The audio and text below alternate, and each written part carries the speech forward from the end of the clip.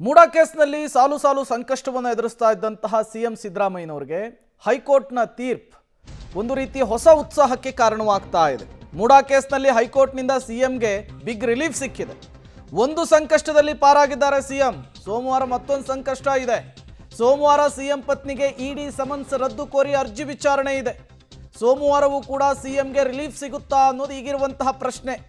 ಮೂಡಾ ತೀರ್ಪಿನಿಂದ ಸಂತಸಗೊಂಡಿದ್ದಾರೆ ಸಹಜವಾಗಿಯೇ ಮುಖ್ಯಮಂತ್ರಿಗಳು. ಮೂಡಾ ಕೇಸ್ನಲ್ಲಿ ಹೈಕೋರ್ಟ್ ತೀರ್ಪು, ಏಕಸದಸ್ಯದ ಪೀಠದ ಆದೇಶ ಸಹಜವಾಗಿಯೇ ಸಿಎಂ ಸಿದ್ದರಾಮಯ್ಯನವರ ಒಂದು ರೀತಿ ಹೊಸ ಉತ್ಸಾಹಕ್ಕೆ ಕಾರಣವಾಗ್ತಾ ಇದೆ. ಬಟ್ ಸೋಮವಾರ ಇಡಿ ವಿಚಾರಣೆಗೆ ಸಿಎಂ ಪತ್ನಿ ಪಾರ್ವತಿಯವರು ಹಾಜರಾಗಬೇಕು ಅಂಥೇಳಿ ನೋಟಿಸ್ ಕೊಟ್ಟಿತ್ತಲ್ಲ, ಅದಕ್ಕೆ ಪ್ರಶ್ನೆ ಮಾಡಿ ಕೋರ್ಟ್ಗೆ ಹೋಗಿದ್ರು. ಹಾಗಾಗಿ ಭೈರತಿ ಸುರೇಶು ಮತ್ತು ಸಿಎಂ ಪತ್ನಿ ಪಾರ್ವತಿಯವರು ಆ ಪ್ರಕರಣ ಏನಾಗುತ್ತೆ ಅನ್ನೋದು ಈಗಿರುವಂತಹ ಕುತೂಹಲ ಪ್ರಶ್ನೆ.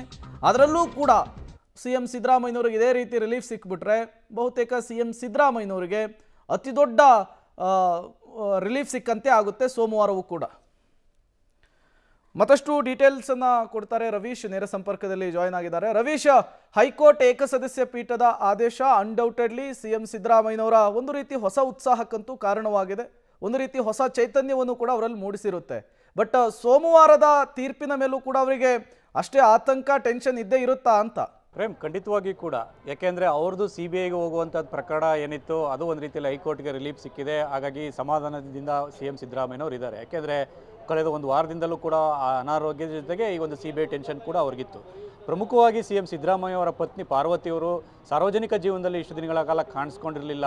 ಹಾಗಾಗಿ ಲೋಕಾಯುಕ್ತ ವಿಚಾರಣೆ ಸಂದರ್ಭದಲ್ಲೂ ಕೂಡ ಒಂದು ರೀತಿಯಲ್ಲಿ ಇರುಸುಮುರುಸಾಗಿತ್ತು. ಸಹಜವಾಗಿಯೇ ಈ ಒಂದು ಇಡಿ ವಿಚಾರಣೆಗೆ ಹೋದಂಥ ಸಂದರ್ಭದಲ್ಲೂ ಕೂಡ ಬೇರೆ ರೀತಿಯ ಟರ್ನ್ ತೆಗೆದುಕೊಳ್ಬೋದು ಅನ್ನೋ ಆತಂಕವೂ ಕೂಡ ಸಿಎಂ ಸಿದ್ದರಾಮಯ್ಯವ್ರಿಗಿದೆ.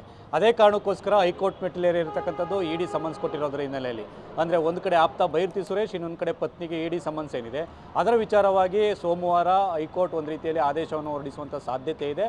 ಆ ಕಾರಣಕ್ಕೋಸ್ಕರವಾಗಿಯೇ ಸೋಮವಾರವೂ ಕೂಡ ನಿರ್ಣಾಯಕ ದಿನವಾಗಿದೆ. ಇವತ್ತು ಹೇಗೆ ಸಿಎಂ ಸಿದ್ದರಾಮಯ್ಯ ಅವರಿಗೆ ಶುಭ ಶುಕ್ರವಾರ ಆಯಿತೋ ಅದೇ ರೀತಿಯಲ್ಲೂ ಕೂಡ ಶುಭ ಸೋಮವಾರ ಅವರ ಪತ್ನಿಗೆ ಮತ್ತು ಅವರ ಆಪ್ತರಿಗೆ ಸಿಗುತ್ತಾ ಅನ್ನೋ ಆಧಾರದ ಮೇಲೆ ಸಿಎಂ ಸಿದ್ದರಾಮಯ್ಯನವರ ಬೇರೆ ಮುಂದಿನ ರಾಜಕೀಯ ಬದಲಾವಣೆಗಳು ಕೂಡ ನಿಂತಿರುತ್ತೆ ಅನ್ನೋದ್ರ ಬಗ್ಗೆ ಕೂಡ ಇನ್ನೂ ಲೆಕ್ಕಾಚಾರಗಳು ಇದೆ. ಅಂದರೆ ತಾತ್ಕಾಲಿಕವಾಗಿ ಈಗ CBIನಿಂದಾಗಿ ಎಲ್ಲ ಒಂದು ಕಡೆ ರಿಲೀಫ್ ಸಿಕ್ಕಿದೆ. ಆದರೆ ಇಡಿ ವಿಚಾರವಾಗಿ ಏನಾದರೂ ರಿಲೀಫ್ ಸಿಕ್ಕಿದ್ರೆ ಖಂಡಿತವಾಗಿ ಕೂಡ ಸಿಎಂ ಸಿದ್ದರಾಮಯ್ಯನವರಿಗೆ ದೊಡ್ಡ ಜಯ ಸಿಕ್ಕದಂತಾಗುತ್ತೆ.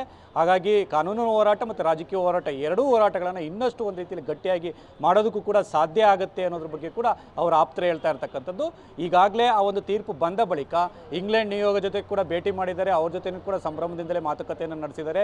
ಈಗ ಬಜೆಟ್ ಸಭೆಯನ್ನು ಕೂಡ ಆರಂಭಿಸಿರ್ತಕ್ಕಂಥದ್ದು. ಆರಂಭದಲ್ಲಿ ಸಮಾಜ ಕಲ್ಯಾಣ ಇಲಾಖೆಯ ಜೊತೆಗೆ ಕೂಡ ಬಜೆಟ್ ಒಂದು ಪೂರ್ವ ಸಿದ್ಧತಾ ಸಭೆಯನ್ನು ಕೂಡ ಆರಂಭಿಸಿದ್ದಾರೆ. ಹಾಗಾಗಿ ತಮ್ಮ ಇಷ್ಟು ದಿನಗಳ ಇರ್ತಕ್ಕಂಥ ಒಂದು ದೊಡ್ಡ ಮಟ್ಟದ ಟೆನ್ಷನ್ ಏನಿತ್ತು ಅದು ಸ್ವಲ್ಪ ಮಟ್ಟಿಗೆ ಕಡಿಮೆ ಆಗಿದೆ. ಹಾಗಾಗಿ ಸೋಮವಾರ ಆ ಒಂದು ತೀರ್ಪು ಬಂದ ಬಳಿಕ ಅಲ್ಲೇನಾದರೂ ರಿಲೀಫ್ ಸಿಕ್ಕಿದ್ರೆ ಖಂಡಿತವಾಗಿ ಕೂಡ ಇನ್ನಷ್ಟು ಸಿಎಂ ಸಿದ್ದರಾಮಯ್ಯವರು ನಿರಾಳರಾಗ್ತಾರೆ ಅಂತ ಕೂಡ ಸ್ಪಷ್ಟವಾಗಿ ಹೇಳ್ಬೋದು. Prem, okay, thank you Ravish ತಮ್ಮೆಲ್ಲ ಮಾಹಿತಿಗಾಗಿ.